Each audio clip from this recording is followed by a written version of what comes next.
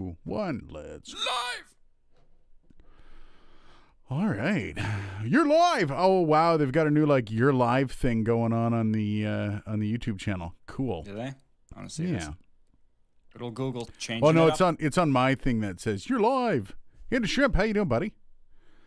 I love how our live started with me going live. I don't know if just that made it jumped in off. actually. I'm not exactly sure. It did. Oh, did I it? just tuned into this and I just wrote live. Sweet. All right. How's everyone doing? We got what, 3 people in here? Cool. Oh, no. What happened? Why'd that happen? Okay, so we're all the way down to 1. Wow. Amazing. That's me, and that's me now. Oh, it's weird how this works, the concurrent viewers. There's got to be more than 1 because I just saw, and that's the bangs comment came a little late. In all the gin joints. In all the gin joints in all the world. Why did I walk into this one without any bloody gin? How you doing, Tanta Shrimp? Oh, yeah, you're frozen because I got to put you on top. Yeah. Oh, yeah, I could see just my eye just creepily staring off to the side. Yeah, setting this all up. My goodness. Oh, I can just minimize you down to like a tiny little screen. There you go. There it goes. Oh, and then weird. Because I minimize the screen, you minimize. Why is that? Because OBS. Stupid OBS. We'll figure it out, guys. Don't worry. We're getting there. We're getting there. How's that now? That's better. There you go. And I'm Ahoy, even somewhat Beresford Productions. Just somewhat. I moved you around there. I'm watching myself just move around on the stream. It's great. Oh, happy frickin' Friday, everyone. How's it going? It has been a week. Yeah. To say the least, it has been a bloody week. For today, just so you know, I'm using the Lewitt LCT440. This was sent to me. I've been using it a bit this week. I haven't used it for the morning show, but I've been playing around with it. I like it. I've also got, since I still have the Zen Go Synergy Core, I haven't finished that review yet, but I've still got it, so I'm playing with a little bit of EQ and a little bit of compression. I wanted to get those S's off because those S's are problematic. And then there's that video I sent you, Dylan, about the peripherals. Did you see that mic or that mouse? What do you? Yeah, I mean, I'm not laughing because the mouse is necessarily funny, though it does look pretty funny. I'm laughing because the creative was horrible. Oh yeah, like the actual. No, the mic looks pretty stupid as well. Johnny, evening. Have we seen Johnny Reagan here before? I think I would have remembered that. Is any relation to Ronnie? Yeah, great grandfather. Yeah. We'll talk about the mouse in a bit. I'll post the video up so people can watch it. But Lewitt finally got around to sending me a microphone.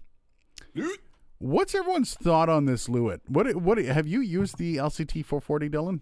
Nope. Again, like we talked about it, like the mic it's based off of, most studios would just have the original. Not the not yeah, the this AKG. Is based on the 414, right? Yeah. To my knowledge, yeah. Which is, again, Lewitt's a great company, but factoring in that they are ex AKG employees, as are Austrian Audio. If you have a 414, there's really no purpose of having a 440. Yeah, well, I don't have a 414, okay? Neither do I. Not yet. That said, the price point's certainly much more competitive. Not that the 414 is too expensive. I actually think the 414, considering what it is actually quite reasonably priced. Johnny says, I have been in here before, and yes, I'm related to him. That would be I feel cool. bad. No way, man. Be related to Ronnie? No. I feel bad because we didn't remember him. Oh, you know what? And no offense to it, by no means. We have a lot of like people that'll just drop into chat for one or two shots. So it can be hard, but if you keep coming back, you keep talking to us, I promise we will remember. Not everybody can be a Miss Ravioli. Right? Well, I think that's the one woman that comes to our show. That's probably the only reason why we remember her. Put Ms. in front of it, and the 240 comes in white. That would sound better in the studio. A white mic would be kind of cool. Hey, want to see a dinosaur? Want to see a dinosaur? Oh, sure. What do you got?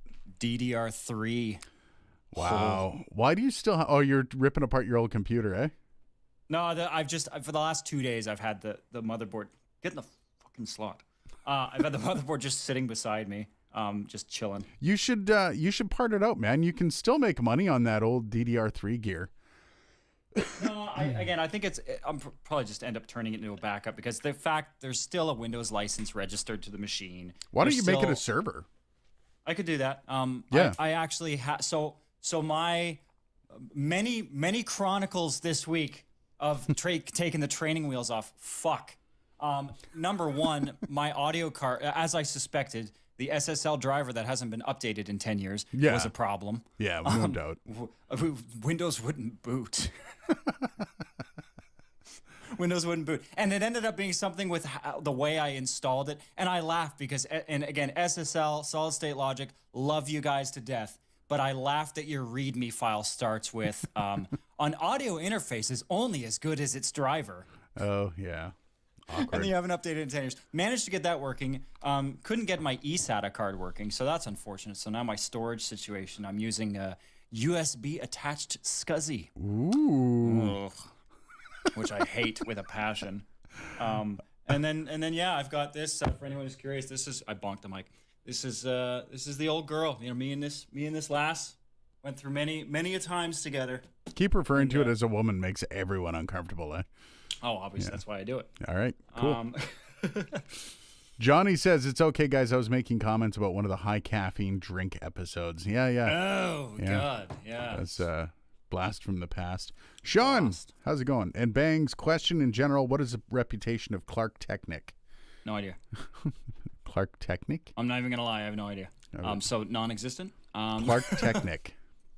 Non-existent? Yeah, the computer password. So are you fully up and running with Windows 11 now? No, fuck no. I had enough time issues just trying to get Windows 10 operational with a few minor caveats. Actually, side point, I installed, what the hell was it? I installed Pro Tools and then iTunes because fucking iTunes needed to install it for QuickTime. Yeah. Because Pro Tools needs QuickTime, fun fact. And I rebooted, and the system went into automatic, startup recovery. I'm like, what the fuck? So immediately I blame it on iTunes. I'm like, fucking Apple. It was Pro Tools. Oh, really? It was Pro Tools, and not current Pro Tools. Because for those who have been maybe on the Avid train for a while, if you bought Pro Tools back then and you upgraded to the current system, they keep the Pro Tools 10 license on your account. So you can install both in case, because Pro Tools 10 can load sessions that Pro Tools now can't, vice versa. So I always install PT10 just for backwards compatibility. So the issue was with Pro Tools 10 because stupid Avid. So when you install Pro Tools, it installs the Pace drivers for your iLok, for the dongle, which is whatever. So it drops a file in your drivers folder when you install Pro Tools 10, a legacy Pace driver, because Avid hasn't bothered to update the Pro Tools 10 installer, which is fair, I guess. But so that one little tpkdr.sys file just borks Windows. Windows will not boot. You can't do, you have to do system restore because it will not be able to recover. So the only way to fix it is to install Pro Tools and not reboot automatically, go into the sys32 folder, find that stupid fucking file, and delete it. How long did it take you to do that? Well, first of all, to figure out what the hell the problem is, which is not well documented, obviously.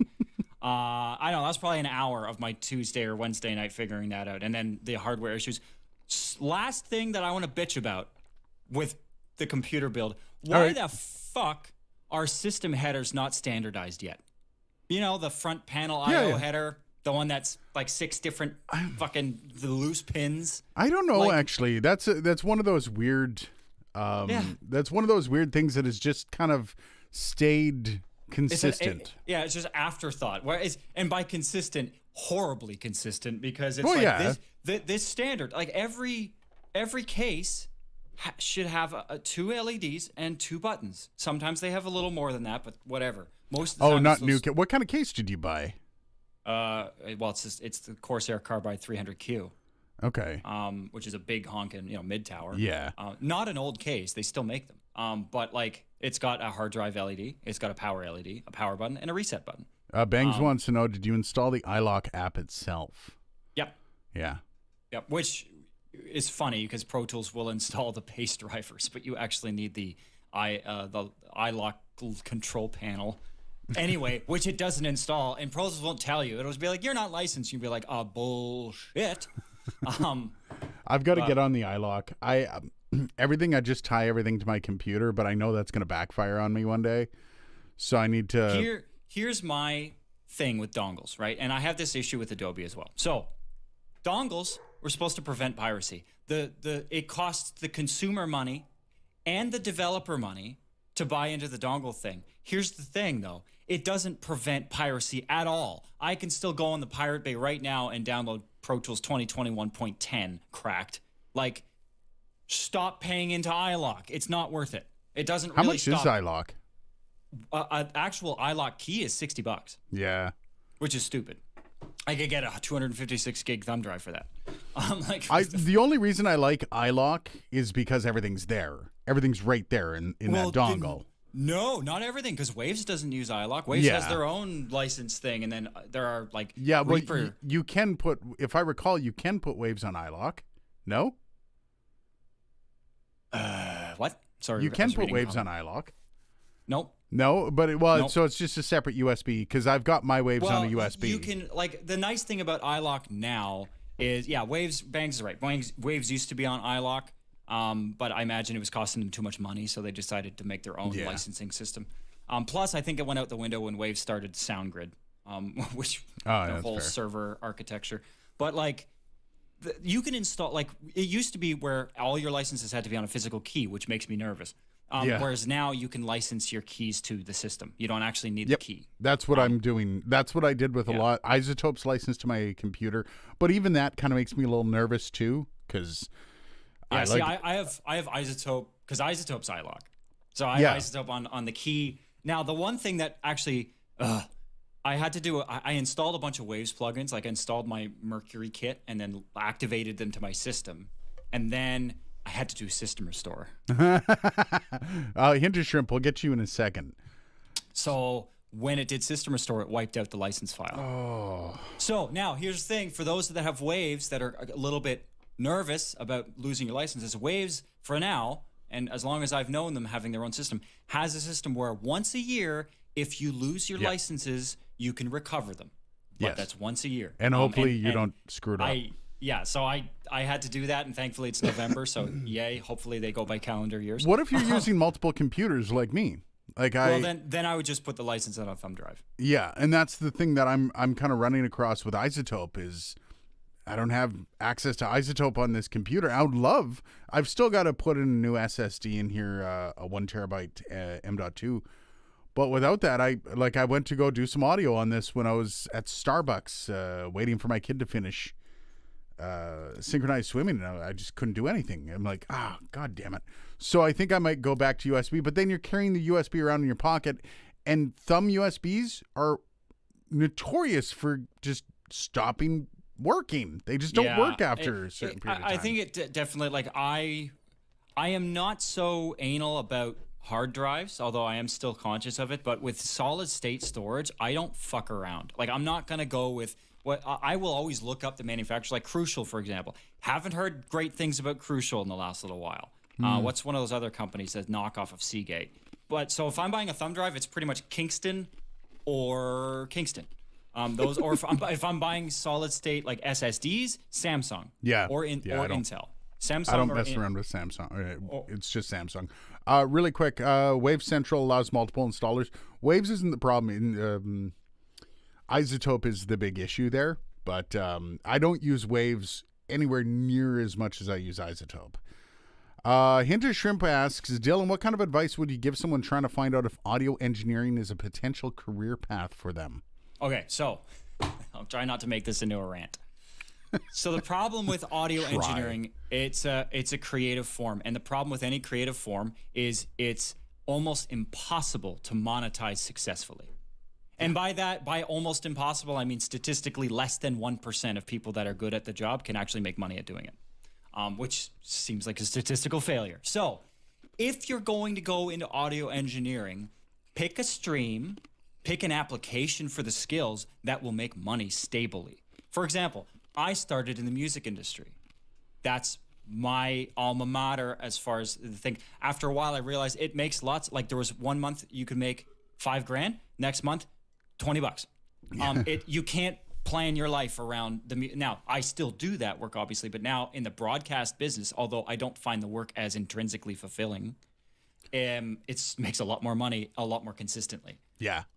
So that's what I would say is before you jump into the business, do some research into the applications for those skills and find something that you can do that actually will make you money, because and I you don't can be living say, off tuna fish sandwiches for the rest of your life. I can say if you can transfer it over to radio, there is work. And I know in the US, it doesn't pay a shit ton of money, but it does pay a regular paycheck. Well, creative, so the thing about audio engineering is in radio, that kind of breaks into two different directions. Yeah. There's production, which is the easier transition. And then there's broadcast engineering, which there's three pillars of broadcast engineering. So if you have audio engineering, you have one of the three pillars. But to do radio broadcast engineering, which I have done, you need to know audio, you need to know IT, and RF. If you don't have those two other things, IT and RF, you're screwed. Yeah, because other engineers will the mop the IT especially right now, they won't even look at you without IT. No, because every station over the past 10 years has literally spent millions of dollars getting their IT. Basically, radio stations, a lot of them operate mostly on IT and very little on RF now. So everything going to the transmitter is IT.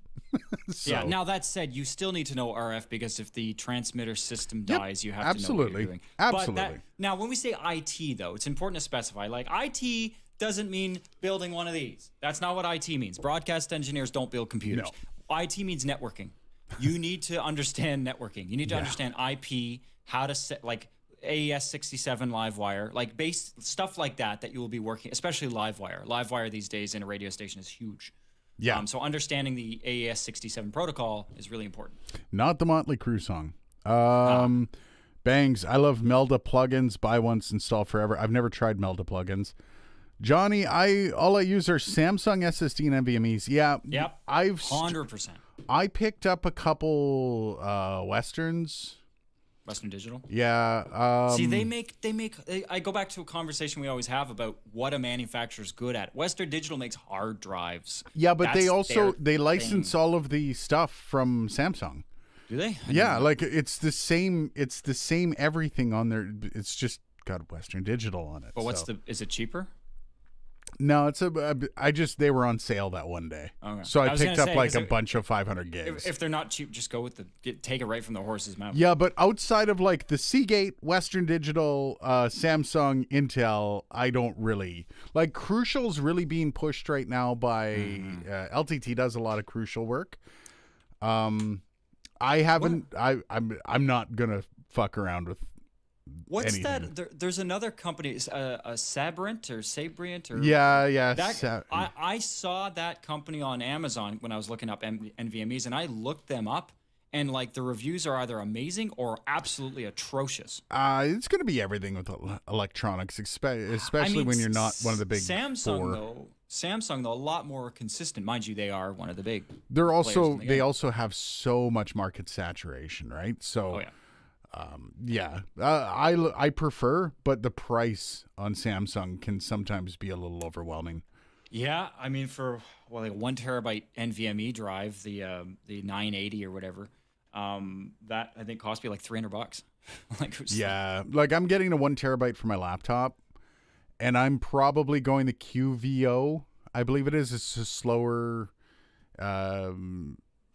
Yeah, I don't know if you can get it in M.2, though. I don't really need the incredible speeds off it. It's mostly storage. I was going to say the one thing, overall, I haven't, because all of my data is still on disk drives, but the actual OS and sampling is on NVMe now, and holy Yeah. shit, is the system ever It responsive. makes a hell of a difference. Wow, we're Massive. down to 4 people Probably because we're talking about shit that has Yeah. nothing to do with the title of the video. talking PCs, and that's what happens. Yeah. All right. So I do have the video on the Lewitt coming out over the next maybe Monday. Let's talk about your little interaction this week with a particular support. Okay, so I'm on the Antelope Audio Zen Go. That's actually the interface I'm using. I'm using the inline EQ and inline compression, which I actually like. I can see a little bit of latency though. Now, with this whole setup, the Zen Go interface, I checked out Julian Krause's video. He did all the actual measurements on it, so I can say that the measurements are legit. The latency, though, I can just see just a touch of latency when I talk into the microphone to what's actually on screen, which kind of annoys me. So that would almost make me turn the inline stuff off, but that's for video. If you're using this for music, you probably wouldn't notice it one bit. But when I went to go hook up my Zen Go to my laptop, everything worked. Everything worked. The computer was just like, I don't see an interface, but everything else worked. Like the interface was working. It was powered because it's bus powered, by the way. Which is great. Yeah, no, it's fantastic. So everything's working, but I'm like, well, why the hell won't my computer recognize it as an interface? Slight side footnote there. Yeah. Yeah, so I hooked the interface up to my computer and worked fine. I'm like, okay. But then you hear a lot of people pissing and moaning about Antelope Audio having horrible customer service. I think there was even somebody in here that was like, they suck. Again, they kind of do. I'm gonna have to agree with that sentiment. That needs to be made into a short, I think. just laying it down. Well, you see, here's the problem. And we were talking about this on the phone earlier, and I think we touched on this in an earlier live stream. Is Urshad Sedek, what's up? When you actually release a product that's considered prosumer. Okay, so let's just call it prosumer for now. You release a product that's prosumer. Someone's going to be spending a decent amount of money on that. Now, $1,000 isn't a lot of money. So I think this is like $6.99 US. That's not a lot of money when you look at your setup. But for somebody like Hint of Shrimp, Bangs, whoever, if you're spending that amount of money, that's a good amount of money. That's a good portion of your paycheck. And it's also important, I think, to understand as well that the prosumer psychographic is people that are that want as premium as they can afford, considering they don't necessarily make money doing what they're doing. And that's the thing that Antelope is really pushing towards. And Which I get is funny that. because for years they were audiophiles and professionals, and now they're trying to break into a third segment. Well, because there's more money in it. Rode is probably making more money than Antelope Audio. But here's the thing. You got to answer your bloody phones. So when somebody has a problem with the interface and they go to call that, and this goes deeper than a phone call too. So at 9 a.m, I'm trying to hook this up because I wanted to do the video with my laptop. I didn't want to run it off my desktop back there. But there's also another issue. If it doesn't work on one of my computers, can I even do the friggin' video?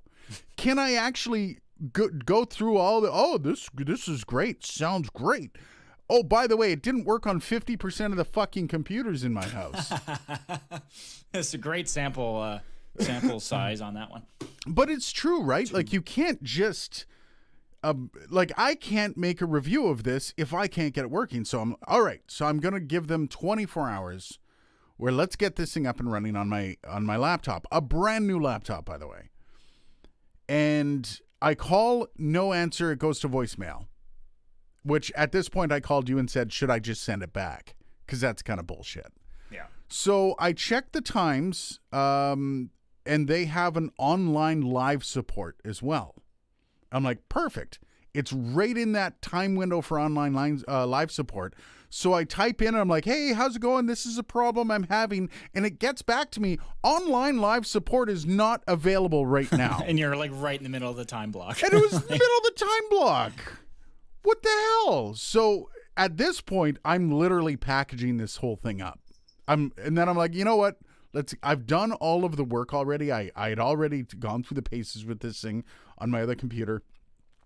Let's give it 24 hours and we'll see what's going to happen. And Urshad, I was going to say, he's saying, so yes, to answer your question, Rodecaster Pro for those things, in my opinion, totally fine. Podcast voiceovers. If your voiceovers aren't like professional voiceovers, you'll be fine.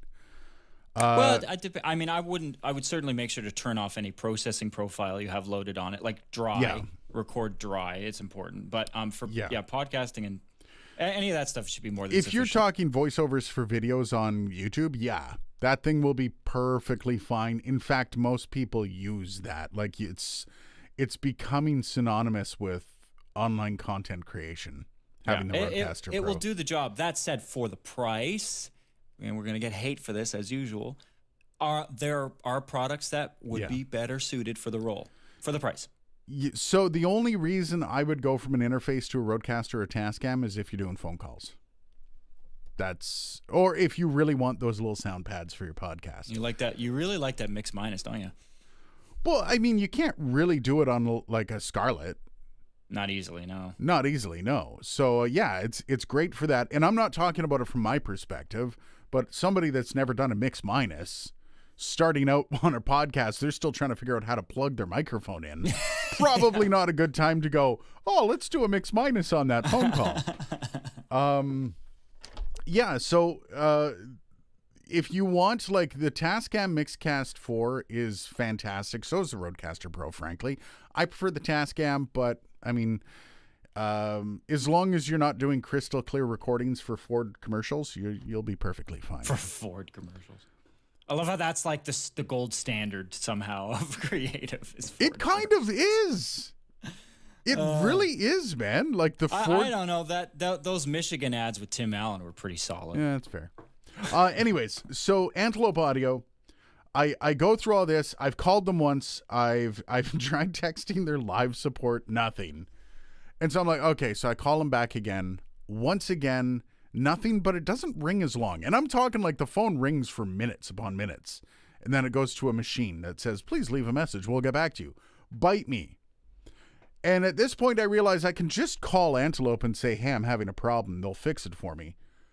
But then that also doesn't solve anything either, right? So I finally call back a third time. The dude I get is awesome. He ends up helping me fix it. It turns out that I had to turn off some scary security settings on my laptop in order for it to work, because it basically saw the Zen Go as being a virus. Once you're finished this story, I have on that note, I have another fucking hilarious thing. Okay, so it ended up getting installed, but I've got some harsh words for Antelope when it comes to that video. It's kind of hard because I can't really do like, wow, your customer service sucks, because technically the actual customer service I got was decent. He spent like 45 minutes. We got on TeamViewer. We went through the system. We figured it out. But then they didn't answer their phone and they didn't answer their bloody live chat for the first few. Their service is good. It's just inconsistent. And that's not good enough. Nope. So I think the system is awesome. The Zen Go Synergy Core with the microphone bundle, for the price, it's the best mic bundle you will ever get. At least for now. But man, if I didn't have I would have been scared if I had actually spent my money on this and I had to go a day of not being able to use this thing on my one computer. That would piss me off a lot. So props to anyone that's actually put up with the Antelope Audio's customer service, because I don't know how you do it. And also, I didn't even get somebody from North America. I had to call a California number. And the guy admitted to me at the end that he wasn't from California. Did he say where he was from? No, he had a very strong accent, but yeah. Any idea like what part of the world, what continent the accent might be from? Europe, Asia, East Asia. Gotcha. Yeah. Yeah. So, and like, dude knew his stuff. The worst part is when you call them and I'm like, okay, so this is the problem. Zengo's set up, everything's good, but when I go into Device Manager and I look at the driver, because you go and you see the driver, there's a little yield sign with an exclamation point in the middle, and it says driver will not work. He's like, well, we've never heard that before. That's never happened. I'm like, oh, great. Patient zero here. So I asked them whether or not they're going to be changing the driver so it doesn't actually set off fireworks within Windows Firewall. We'll see what happens. He said he's going to pass it on to the developer and see what happens. Bangs, I bought a mix pre and I can do the mix minus, but it's non-trivial on deadline. Yeah. That's the thing and the problem is somebody that's got a lot of background in doing audio, setting up a mix minus on a mix pre is non-trivial. Or it's not that big of a deal. But for somebody that's buying, I don't assume that you've got a lot of professionals buying a Rodecaster Pro. Probably not. And that's not a shot against it. It's because the Rodecaster Pro and the Tascam Mixcast 4 were made as simple as possible for people that didn't want to go to audio school to learn how to figure it out. Yep. And as we've talked about before, you sacrifice flexibility for usability. So. Yep. David, how's it going, David? I haven't seen you in a while, by the way, buddy. I found a way to get phone calls via my old Behringer mixer, which costs $60-ish bucks. I'm still more mixer oriented than dedicated podcast style interface. I like mixers as well. Yeah. They are more complicated, but the nice thing about mixers is you don't need a dedicated mix minus feature. You can just build a mix minus through the routing features of the board. So I'll always if you can learn how to use a mixer, that skill will be very useful to you in your career. Oh, absolutely. And then you can just use sound pads on an iPad. I mean, that's all you got to do. And you know what? Or pay, wide orbit $40,000 a year to use. Once you've made all the money, the hotkeys widget. I know my buddy John Milkey uses an H6, and he does the mix minus through the H6. Yep. I mean, it's not impossible. It's not overly. You can get really frustrated doing it. No shit. Poor Milky. Stringer, man, buy a vowel. It's actually Stringer. Stringer. Yeah, vowels help. Yep. M-Track Duo or Roland. Oh, you know what? I saw your question on this and then I completely forgot. M-Track Air 192.4. I've never used the Roland UA4FX ever. And from what I know, Roland doesn't do great interfaces, or at least in my experience. And the M-Track Duo sets you short on a lot of things. If you can afford the M-Track Air 192.4, definitely go for it, buddy. That's your entry level there. Anything below that you're going to suffer in sound quality. Bangs, I've had great luck with Pakistani tech support. I haven't had any issues with it. But at the same time, when you're calling a U.S. number and you're talking to somebody from Pakistan, I'm like, I'm paying for this, right? So my only issue, it has nothing to do with the people per se, but I feel like this needs to be said because I don't hear this talked about really ever. If you're in a communications position and your task is to communicate, and this goes for this side of the world as well. If you're working on the phones, you should be able to talk fluently in the language you're talking on the phone in. Yep. Well, and you know what?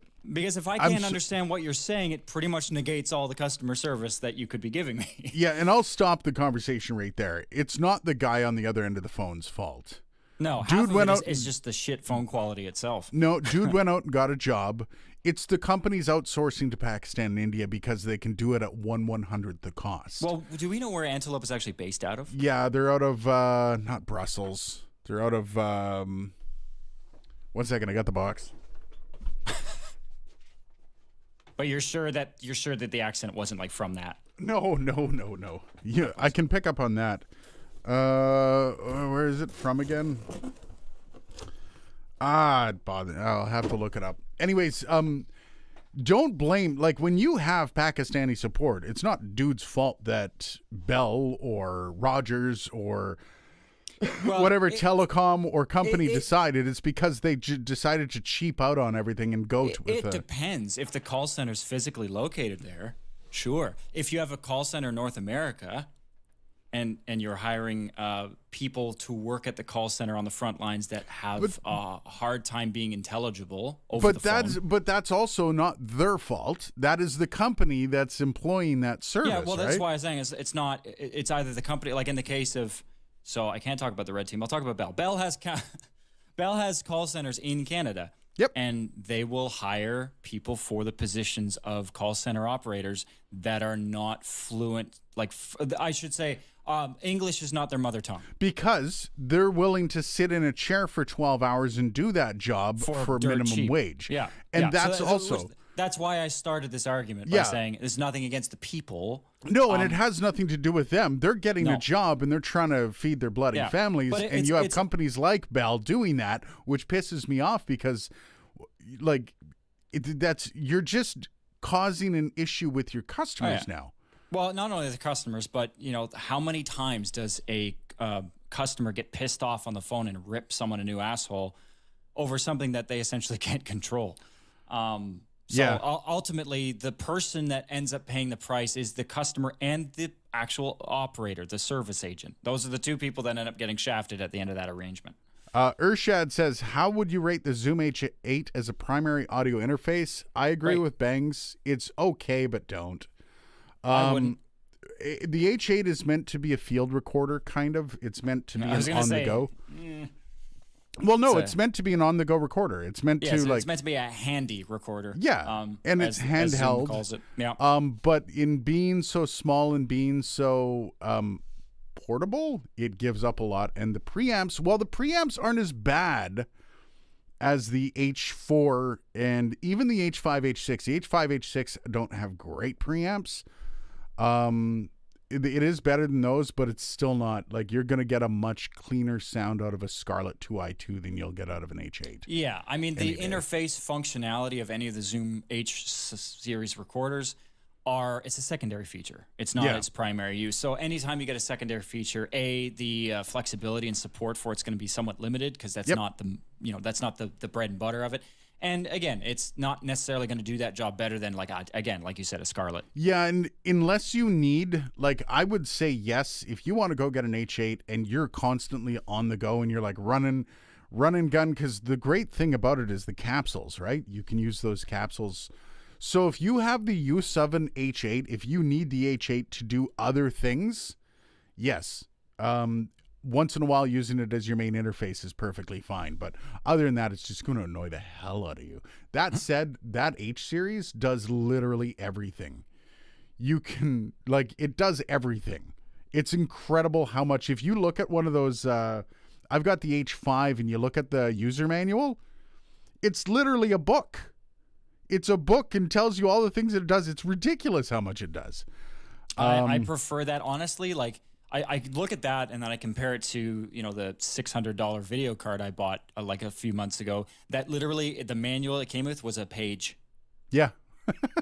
Which is I beg your pardon. Well, it's all online now. I miss those big. I went on the support on ASUS's website, and it has a PDF of the page.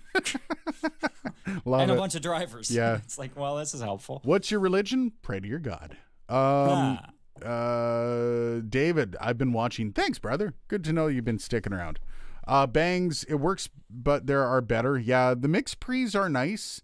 Mix pre's tend to get a little expensive, although mix pre are the industry standard for video and on location shoots. And I know mix pre's are also the standard for YouTubers. That's the thing that everyone uses on YouTube. They got their mix pre, they've got their boom, MKH416. Lucky bastards. Sean, sorry, something came up. I'll chat another time. Cheers, brother. Hey, buddy. I know someone that hasn't regretted it, but waited too long. HI, cheap recorder, I can talk to. So it's still going over that. David, I've never had a problem with Indian or Pakistani English. It's the Americans I don't understand. My friend from Jaipur speaks better English than most people in England. I mean, I guess you could flip that around too in a way that would make more sense. I know rudimentary French. Never, ever, ever hire me to work at a French call center. No, and I'm gonna bastardize it. Yeah, and once again though, the dialect does play a huge role as well. Absolutely. I struggle with Yeah, the phonetics aren't so much the issue, No. because the phonetic actually, and those types of countries actually. I also lived in Brampton for 6 years, man. Like, I can agree though. Like I have a few friends that are from various Middle Eastern countries, and the way that they speak English is actually very enunciated. Yep. But there's some dialectic things that are like there's just phrasing that isn't the same. There's stuff. It's like rolling the R's, right? Yeah. I would, like I said, I always come back to whenever I get that, and a lot of people are like, stupid. It's the companies. You know what? If Antelope Audio is going to hire somebody that can't speak English, that reflects on Antelope Audio ever before it reflects on the poor guy that's just trying to do his job and help me. And I honestly feel bad for a lot of guys like that are working those jobs, because they're literally trying to put food in their kids' mouths. So it's, and there aren't a ton of options for that right now. No, and there's that are reasonable. I can't even imagine having to sit in a call center talking to dumbass North Americans, like through a tech problem. Like, did you try unplugging it and replugging it in? You turn it off and turn it back on. Goddamn, some tech people are dumb. So I can't even imagine, like, and then it's your secondary language. Yeah. Like all of those things. Being a call center person, a friend of mine was actually worked for a call center Rogers like 10 years ago. And stories that he would have about the kind of asshole know-it-alls that call you. Oh my God. God. Like, fuck. The Zoom H6 is okay for smart use. SMAART, is that a miss? Anyways, the H6 is awesome for a lot of things. The V is the A, but it's upside down. It's Stranger. Oh, there we go. That's clever. Confusing, but clever. Sorry, buddy. We are not hip. Nope. Stranger, but how about Mike? I have the Nova Black M Audio for 3 years. The Nova Black is rough. What upgrade can I have for a mic? $100 with the Audio Air, M Audio Air. $100 US. P120. Actually, I think you might even get the P220 for that, the AKG P220. The Nova Black, you're going to hear a massive upgrade from that Nova Black. That Nova Black is trash. I apologize for saying that. I don't mean to offend your microphone, but microphone doesn't have feelings. The P120 would be a really nice step up. It also depends on what you're doing, right? If you're singing, if you're doing instrumentation, the AKG lineup will do you just fine. That's a great $100 mic. If you're podcasting or you're just doing like spoken word, get an SM58. It'll do you just fine. Yep. Smart is RTA tuning software with loopback. Oh, okay. Good to know. The H series was great 6 years ago when I bought my H6. Not now. It depends on what you're doing with the H6 though. Like I'll never give up my H5, which is, by the way, the same. It just doesn't have that cute little color screen. I have the H6, and for what I use it for, which is its intended purpose, yes, it works amazing. I would never swap. I'm never selling that. Well, unless it breaks. I still do audio capture for CBC. And whenever they call me, they're like, "All right, bring," and I go with an SM58 and the Zoom H5, and it's great audio. That thing. Now, the one critique that I would give to the H series of recorders, and it pretty much applies to the whole lineup, is that considering these are handheld portable recorders, they're not very robustly built. Now, I know why that is. They're trying to have market separation with their F series, their field recorders, which are built like tanks. So, like, I would not want to drop an H series recorder on the floor. No, but I mean, at the same time, it's also actually the Zoom H5. I wouldn't have a problem with it. It's like the H4n Pro. The H4n Pro was a tank as well. Like it was that rubberized stuff all over it, and you see those things get the shit kicked out of them. That's Johnny, the black one, right? I think we already missed Johnny. Gotta run, guys. Have a good weekend. Love I was the going to say conversation. that comment was made a while ago. Thanks, Johnny. Come Bye, on back. Johnny. Ms. Ravioli, Googling mix minus and all that it does. Okay, so really quick, because when you Google it, you're going to get really confused. Yep. No, only because we're only saying that because we've both done it. yeah, and the explanation for mix minus doesn't necessarily come out in the wash when you Google it, because you get a lot of tech speak. So when you're listening to something off of an interface through your headphones, that's on a monitor section. So an interface does sending and receiving, right? Well, actually, you know what, Dylan? Can you break this down a little easier? I'm really tired. Okay, I'll try. Okay. So as Aiden is saying, an interface is a combination of components. You've got mic pre's, you've got converters, you've got a power supply, you've got sometimes internal DSP processing, a lot of stuff. And one of those things is some people call it a routing matrix, monitor section. They're all the same thing. In a Pro Studio, those are all separate things, but in an interface, it's all in this nice, discrete, tiny little package. In fact, sound cards basically have all that shit, though they're horribly built, on a single PCI card. Now, a mix minus, so that's my explanation of that, if you want to go back to the mix minus part. Okay, so with a mix minus, let's say you plug in a cell phone into one of the inputs.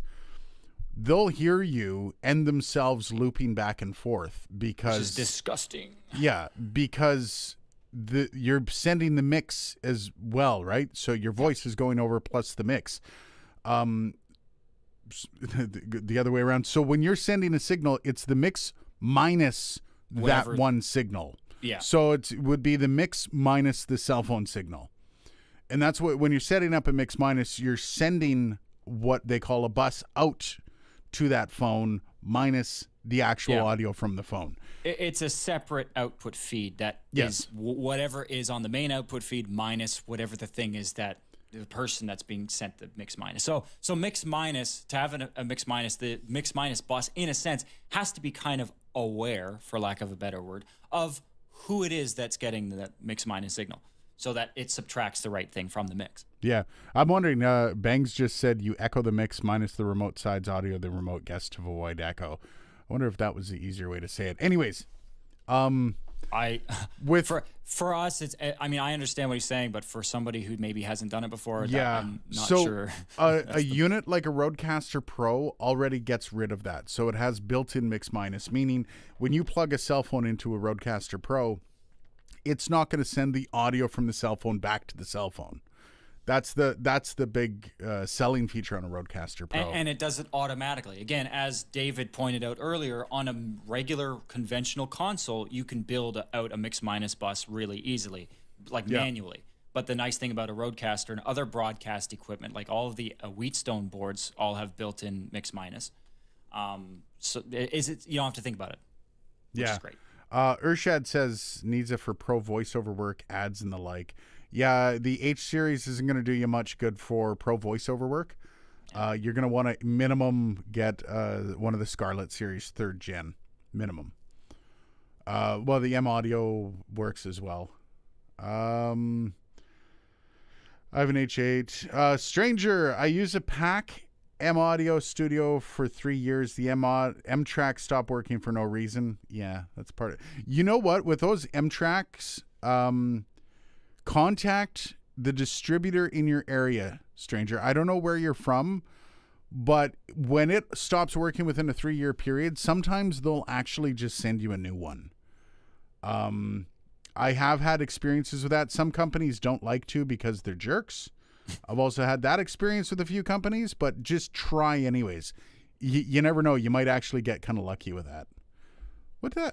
I lost my mouse again. How did I lose my mouse? 1 second. So I'll never have that when I've got 2 monitors going, which is almost never. Something.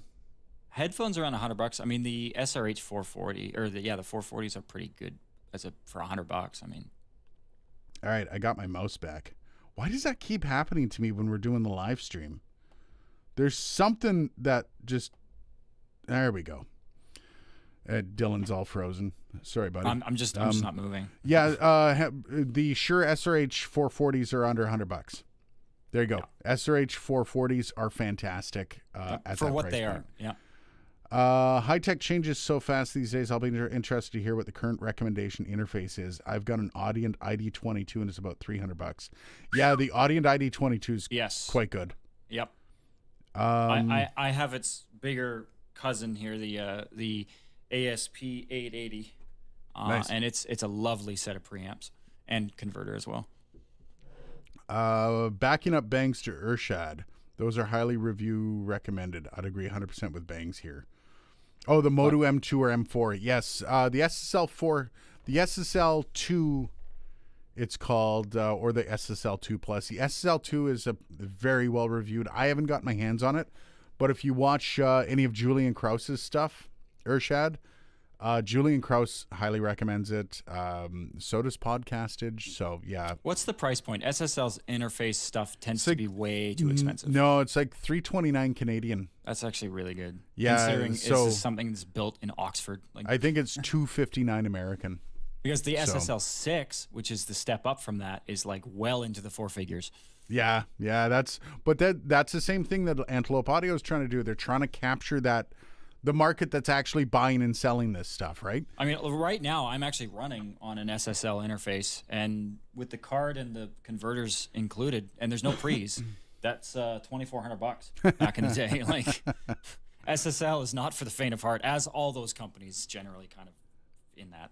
Yeah, Beresford Productions. I just got up to the call center section. Just going to say some accents, especially in north of England, are completely unintelligible to non-native English speakers and some Americans. Oh, absolutely. Oh, like I can imagine. There's that old joke. You go to Scotland and you go north enough and say, "Oh no, no, you." It's like, what? And again, a lot of that boils down to dialectic. Like, even I had an old teacher and she was from Trinidad, Trinidad and Tobago. And she would talk about, because she was aware of some of the linguistic differences between the way, and like one of the things that she says, like, "Wamtolole" is a phrase in Trinidad, and it means "what is the matter with all of you" is the meaning of that. So like a lot of, as we talked about earlier, a lot of it's dialectic. And we even have it here in Canada, man. Just look up what Newfie speak is. Oh man. All right there, bud. Where's Stu? Where's Stu? What are you doing there, bud? Yeah, okay, we're probably offending everybody on the East Coast here. They're nice people. The Motu M2 is $170. That's nice. And honestly, the SSL2 is $229 US. Wow, for $229 US, that's nice for the SSL. Yeah, again, I like SSL as a company. The one thing, be cognizant of their drivers. Watch their drivers. Ken's late to class. Go stand in the corner. Where's Ken? He just texted. Yeah, hi guys. Sorry, I'm late to class. Oh, there he is. I was late. There we go. Jeez, buddy. Ken. Just stand in the corner. With the what do they call that old hat? The dunce hat. The dunce cap. Dunce cap. That's where dunce comes from, man. So quick story. You were talking earlier about. So one of the things I have not been able to get working with my tower on the topic of Windows security settings is this little eSATA card. Now, I like I have several hard drive docks. I have this little 2-bay feller here, and then I've got a 4-bay sucker that's on the floor right now. Both this tiny 2-bay one is USB 2, which is horrible. Yeah. For 2 hard drives over USB 2 is garbage. The bigger one is USB 3, which is better. So it's UASP protocol. But the reason I prefer eSATA is A, it means that the drives are independently hot swappable over port multiplication, which means I don't have to unmount all the disks to attach a new one. And B, I just find eSATA, as far as Windows is concerned, is more stable. Well, it's also faster. eSATA is 6 gigabit per second. Faster, and especially over 4 drives. So and again, like, I can run OSs and shit, because as far as Windows is concerned, it's an internal hard drive. Yeah. Now, so installing the card, I had the same issue as with the SSL. And as you can tell, it was not successful on the count of I'm holding it in my hand. But I ended up doing some research, because it's based off an ASMedia SATA driver, which are kind of one of the industry big heavyweights for SATA chips, for SATA controllers. And what I ended up reading was, so in order to install this card and get it to work and boot properly, you have to disable driver signature enforcement. And I'm there like, no, I'm not going to do that. That's like just inviting malware. And then the guy... Just disable it, man. Just do it. I was talking to from ASMedia, which is from probably one of the places we talked about earlier. Yeah. He was, it's fine. You got like TPM, it's fine. I was like, no. TPM and driver enforcement do 2 very different things. They're not replacements for each other. Kernel level stuff is scary ass stuff on a computer. Well, especially, I don't like fucking around with stuff at boot. Yeah. Because, like, fun fact, a lot of malware and spyware stuff and ransomware will do its dirty work on boot up. Yeah. Because that's when your system is most vulnerable. All right. So... Yeah. 1 second. Let's because Catch this up on is these comments. yeah. Also, the computer stuff kills us. Yeah. But yeah, no, true. SSL has some of the quietest preamps you can currently purchase. Absolute unit, and that is interesting. What Bang says. What's his name? Measured neg 131 dBu for the EIN, which is literally the limits of physical law. How quiet it can be. Yes. How much are you going to notice, though, between neg 128 and neg 131 dBu? Not a lot. Not a lot. No. A negligible amount. And again, so one thing I notice that people focus a lot on, especially in the voiceover game and in the podcast game and in the radio game and just all of that, is with preamps, it's like the one most important thing with a preamp is its noise level. It's like the only thing that anybody seems to talk about. Well, at that price point, kind of. Now, I'm not saying noise isn't important. Yeah. I didn't say that. What I'm saying is there are other things that are quite important as well. The color of the preamp. For example, SSL, their VHD preamps are good. I've worked on over 20 consoles that have the SSL VHD preamps in them. I love how they sound. I love the ability to modify the harmonics of the saturation. That's awesome. However, they are not the best preamps I've used. Yeah. Not even close. The best preamps I've used are the API 500 series. What the hell is it?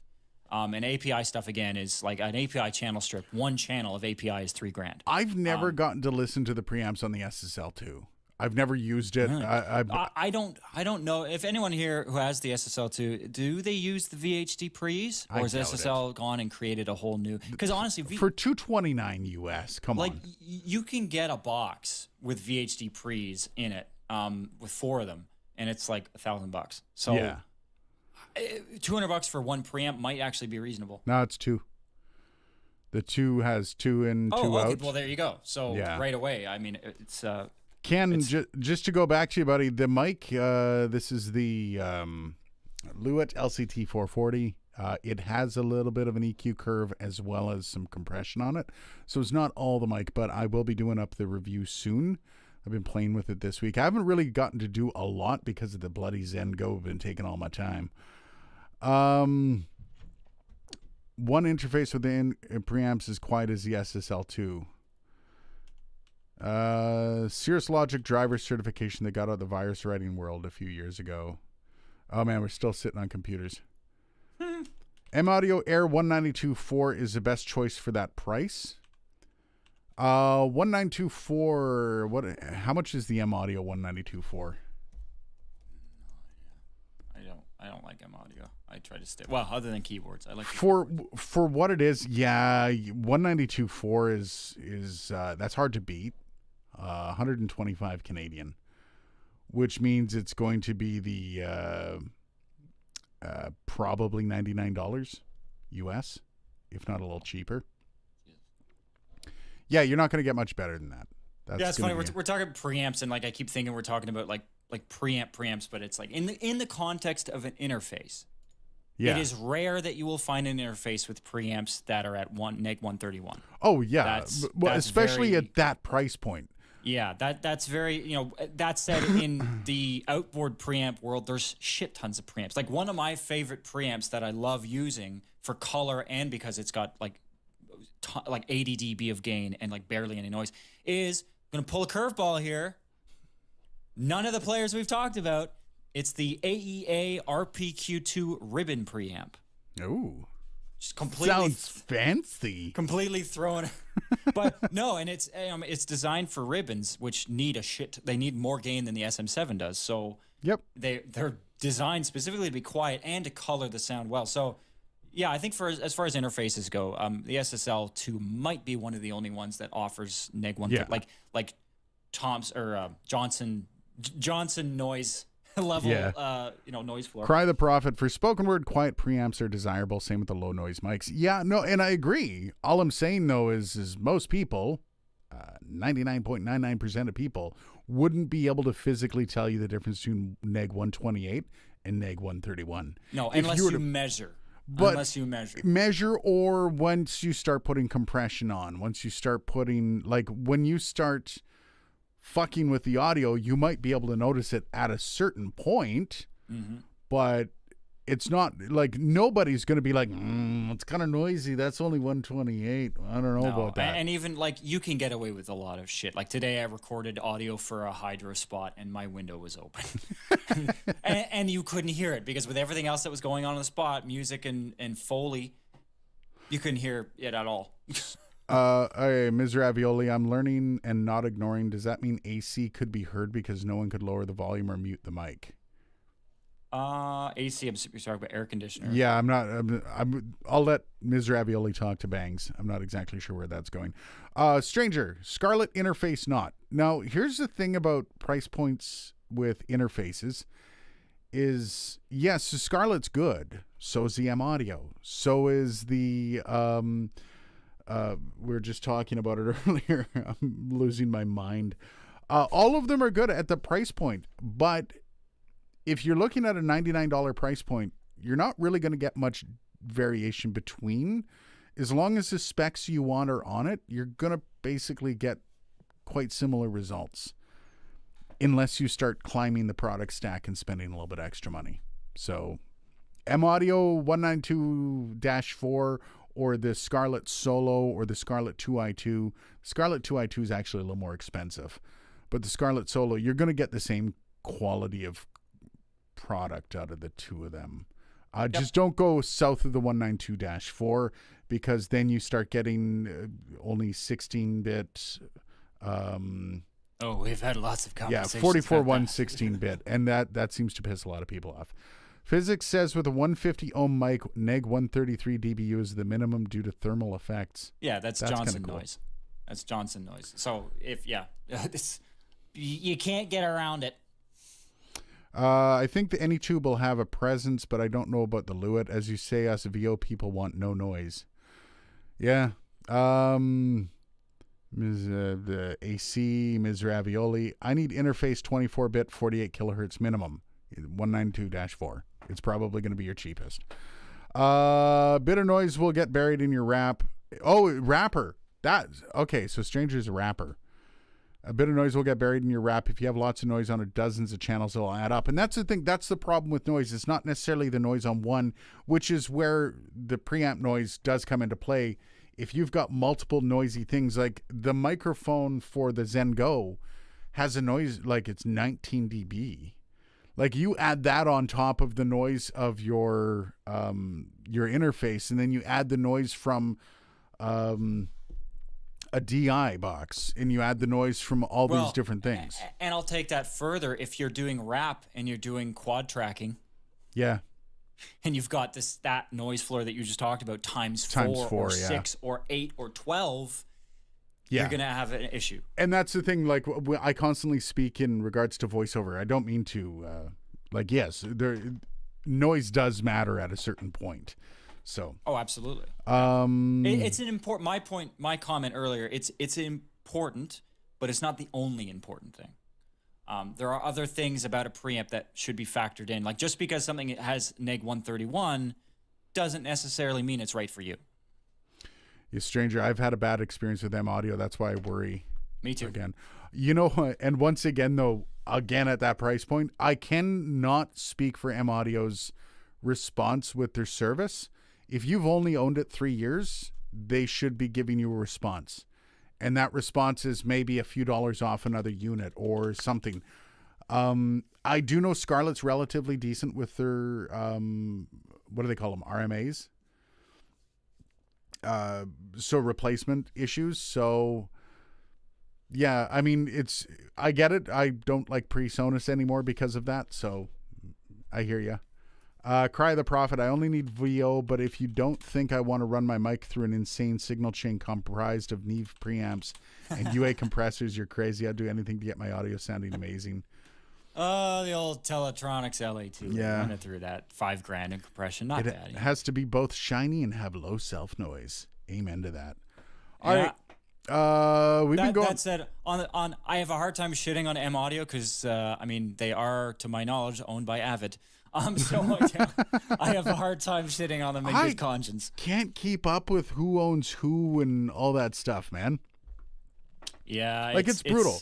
It's a mess. Well, Sennheiser alone, like they've got a freaking Rolodex of companies that they own now. I'm surprised Sennheiser bought Avid. Dylan, hold the floor for like 30 seconds, okay? Sure. All right. What do we got?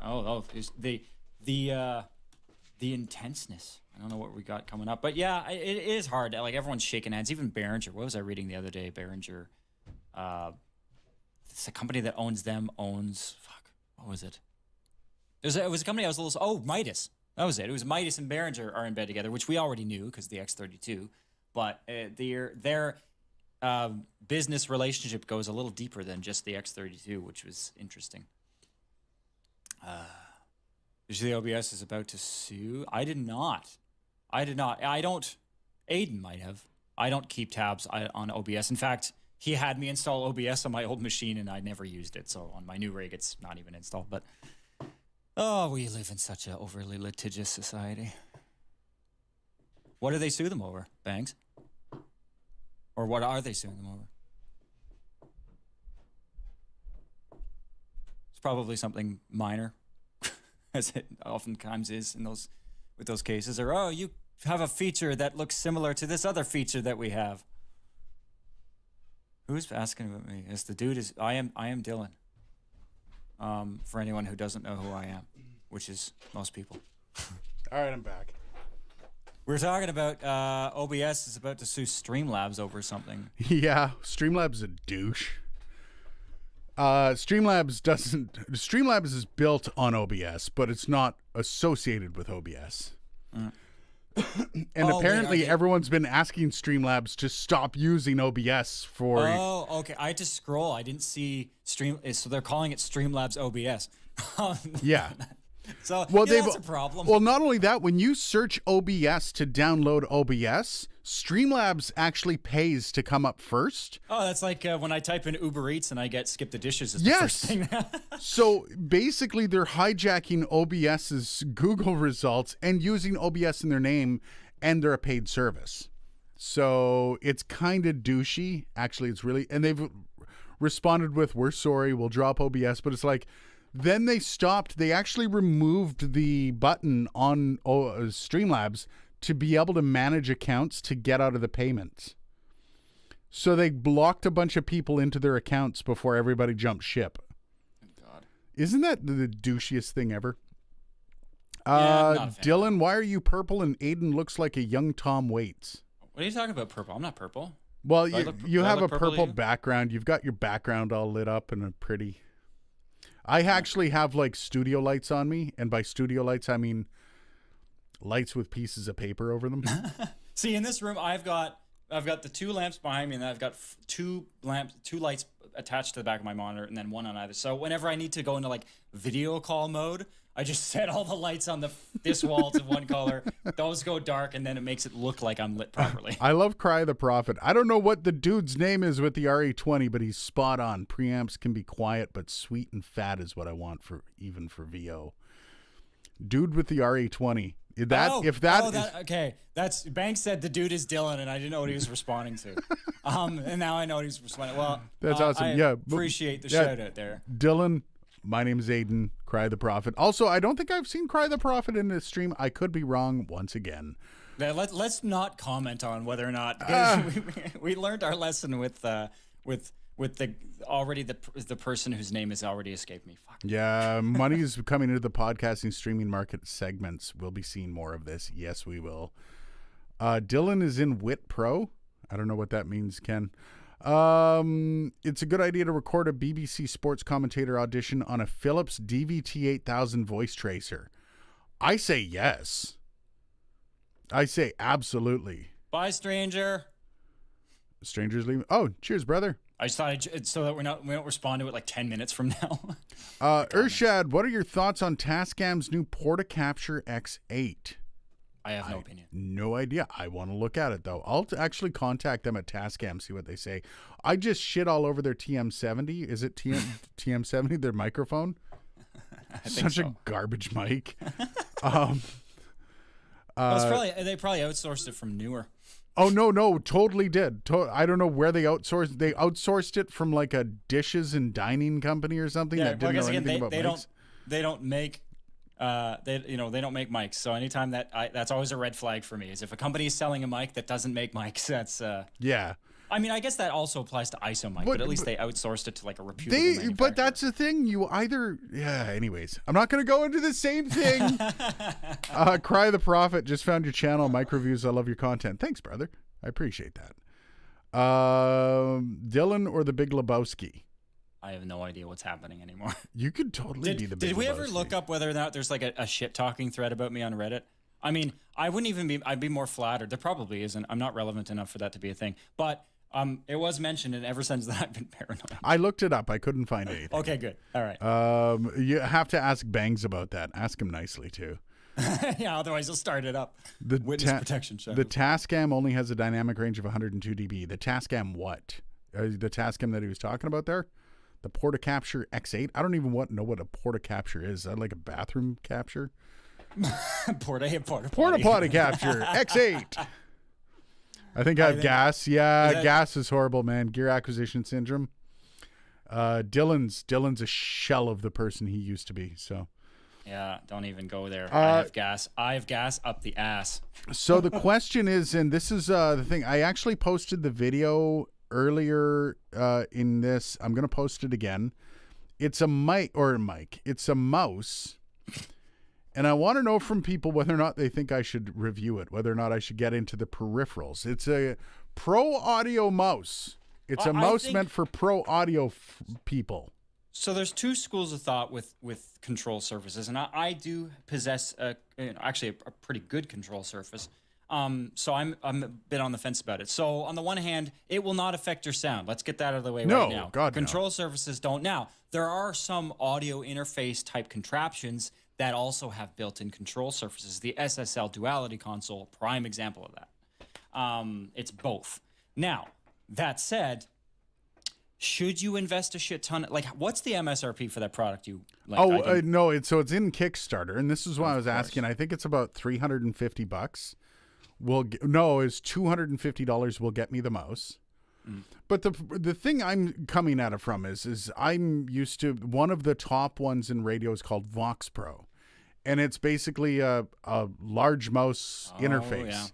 Yeah. I hate them. I hate Vox Pro for all it's worth. I work better with hotkeys and mice. But this thing basically looks like a mouse with a scroll wheel strapped to the side. Here's the thing.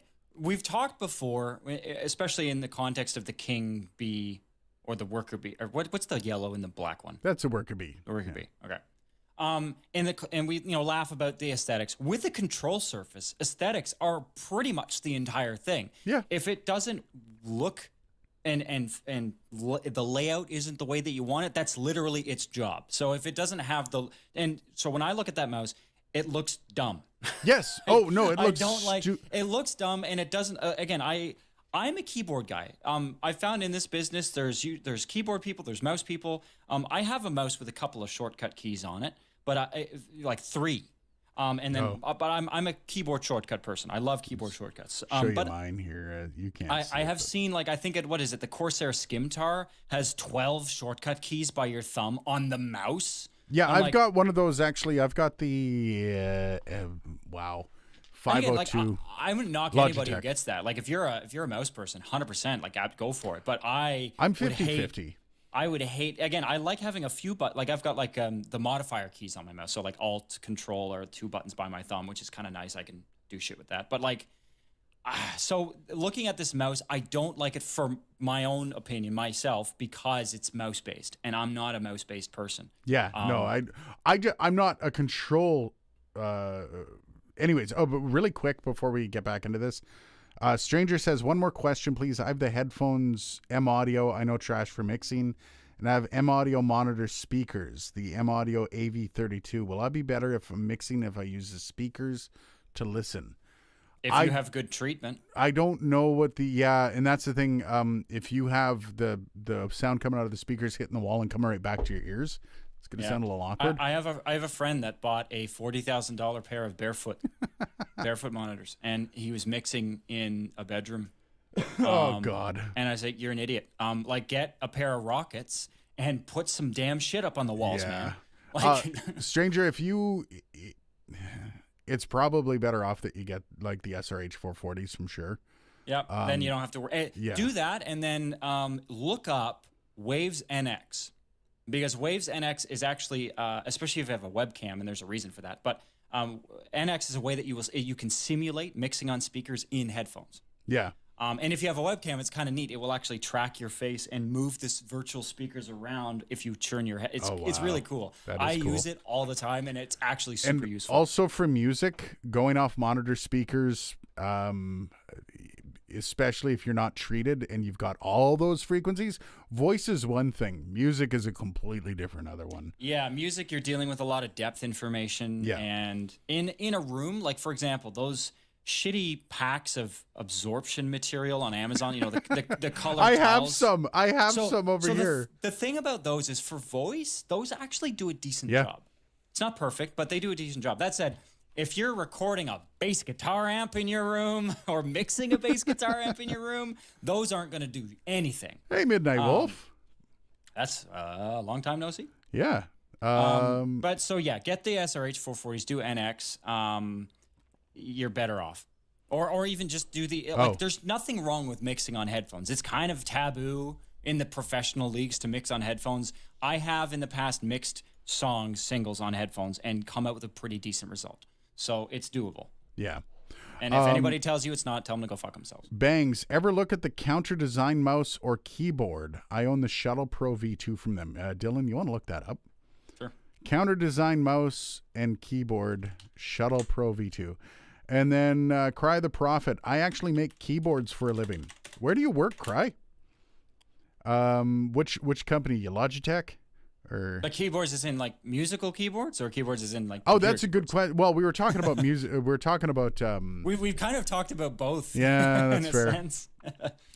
Whoa, that is a. Can someone? Crazy... Yeah. Cheers, brother. I'm looking at that Shuttle Pro thing. Obviously, with a name like Shuttle, I assumed it would have a shuttle wheel on it, which it does. Oh, now I've got to look it up. It's what the Contour Design Shuttle Pro V2. That's a wild little. It's basically like it's a transport controller the size of a mouse. And in my case, I can't really turn my camera, but like I've got the artist, the Avid MC or the Avid Artist Transport, which is like a big version of that, basically. I like that, honestly, though, especially for video editing. Having a shuttle controller for editing and jogging through video is awesome. Yeah. See, I think I might. I've gotten so used to doing it with a keyboard and mouse. Like, I've gotten so used to doing it. I hear you. When I got this, you know, and so I've got the Avid Artist Control, which is a $1,700 piece, and then the Artist Transport, which is like a $600 or $700 piece. I never had a control surface for years, so I was used to mouse and keyboard, and it took a while. Like, when I say a while, I mean like half a year or more for me to fully learn to integrate it into my workflow. Yeah, I've wanted to actually build my own keyboard, and and like work with like what Taryn does with LTT, where he's got like 4 different keyboards and like Taryn's a crazy motherfucker. Yeah, I don't want to do it to that level, but I would love to. Man, he's like, Taryn knows where it's at. Like, fucking guy. Cry the Prophets with computer peripheral keyboards. Now I want to know where you work. It's Corsair, Logitech. Yeah, there's only so many players in that. Steel Series. Well, it depends. North America, but once you get out of North America, there's a ton of stuff that I've never heard of. Quebecer, Blue Compass, or Rode PSA 1. Yep. Actually, the Rode PSA 1 Plus, if you need a little bit of sound dampening, they have those new things on them. You can check out, what's his name? Did the review on them. I'm gonna say I don't like either of those. I like the Yellowtech Mika personally. Yeah, I think it's power superior. Blow your money out, yeah. Actually, the fact of the matter is I lie, because I actually don't like the Yellowtech as much as the Rode. Truth be told, the Rode is actually more flexible, and I'm making Aiden very mad right now as I move the mic while I'm talking into it. I have this one Rode beside me that. Can you hear that? Yeah, see, mine. When I bought mine, it was like that, and then over time, it's other than the fact the mic has the shock movement. I'm gonna have to grease that. Blue also doesn't have very good customer service. That's usually why. Nope. Always good to bite the like button, folks. Support the channel and ups them algorithms. Oh yeah, Thanks, Thanks, David. David. Yeah. Actually, hit I the feel like bad button. because I always look at the lives to get the comments, and I never click the like button on my own live. You bastard! I always forget. Like it's like I'm always in the comments, but it's I made sure. Live, I'm not so concerned about. Lives. Oh yeah, like if I watch a video, Yeah. I'll at least drop one like and a comment just so that you get the engagement metrics. Yeah, I'm not a big fan of like with lives. These lives are just for fun and to relax, and these are definitely not going to be paying any bills anytime soon. But yeah, definitely support. If all you can do is hit a like button, yeah, definitely hit that like button. It really does help out the channel more than people think, because the algorithm. Oh man, and you know what? It gets worse and worse every year. Yeah, recommendations and all that fun stuff. That's my website. I don't think I saw anything from you, Cry the Prophet. I own 2 mics. The scissor arms are better functionality, but the tube style looks nice. I'd rather have OC White. I have OC White, and I would never give up my OC White for a Rode PSA 1. I have a Yellowtech Mika on the way. I was going to say, would you get it for one of these little babies? I've got a Mika on the way from Yellowtech. They've got their newest line. They're going to send me one to try out, and because I want to do a battle of the boom arms. That's kind of, I want to do like, I'm going to get all of the cheap ones. I'm getting obviously the Rode. I want to get the Blue Compass, and I want to go through and I want to like not only talk about, some are just going to be garbage. Some are going to be, mid-range, and then the higher end. I've got an OC White already. So the Mika, so this is a good question. With the Mika, when you got it or you ordered it or whatever, what output interface did you go with? Did you go terminal block, 5-pin XLR? I haven't ordered it yet. They're sending it to me. Okay, they're probably sending it to with a 5-pin XLR connector on it. Oh boy. So have fun with that. Thanks, man. See, my desk actually has a 5-pin XLR port on it, so thankfully I don't really have to care. I'll wire it up somehow. I'll just cut the wire. You can get a 5-pin extension on Amazon for like $15. I'm not too worried. Hit the like button, share, subscribe, turn on all the notifications bell. Are you gonna be one of those fucking guys? I don't know if the all notifications, like I see, I have the average amount of people, so they tell you in the Enjoy numbers. This shot of my crotch. Thank you. They tell you in the numbers whether or not within a certain percentage how many people actually have bell notifications on. Do you say they do or they don't tell you? They do tell you, and I'm not sure how much that helps. But hey, if people like can't wait to see my videos, that's cool. It's also kind of like, it's weird to think of that people are like, oh my god, Dark Corner Studios, yay!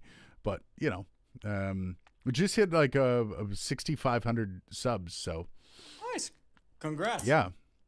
I have a huge Yellowtech setup, monitor mounts and everything. I love Yellowtech. I've got the OC White monitor mount setup. It's like a $2,000 setup for double monitor and 2 mics. So, all right. I think that's pretty much everything. I have to eat. I love occasionally like the way that comments work. We don't always know like what the hell someone's. So I'm just reading Bang's comment puzzled, and then I realize he's talking about the crotch shot. Oh. I'm sitting here like, what are you on about? And they're like, oh. Yeah, I got to go eat. My wife is away for the weekend, so I'm going to basically sit around in my underwear and play video games. Sorry for anyone that got the visual message on that. David, what's David talking about? Nice. Get Dylan, but no, as I said to Sir Ian after that interview. I'm so lost. I don't know. Ian McKellen? Like, what are you talking about? Ian? I just come to video for the trolling comments. Nice. Thanks, the best. Quebecer. That's the best part. Yeah, I've noticed. I've got a few trolls that follow the page, and like I totally appreciate the troll culture. Isn't one of them your old drummer? Yeah, well, I don't know if he follows or actually actively watches videos. I know he used to, but he's gone through some life changes. But I do appreciate that we get some trolling. Hey, thanks, Midnight Wolf. Appreciate it. I do appreciate that we have trolls that come to the defense of the channel sometimes in the comments. Love seeing that shit. So appreciate everyone here. Have yourselves a great rest of your weekend. We'll see you next Friday. Got a new video coming out Monday. I have no idea what it's going to be about because it's not done yet. It could be one of several things. I got the weekend off. I can do anything I want now.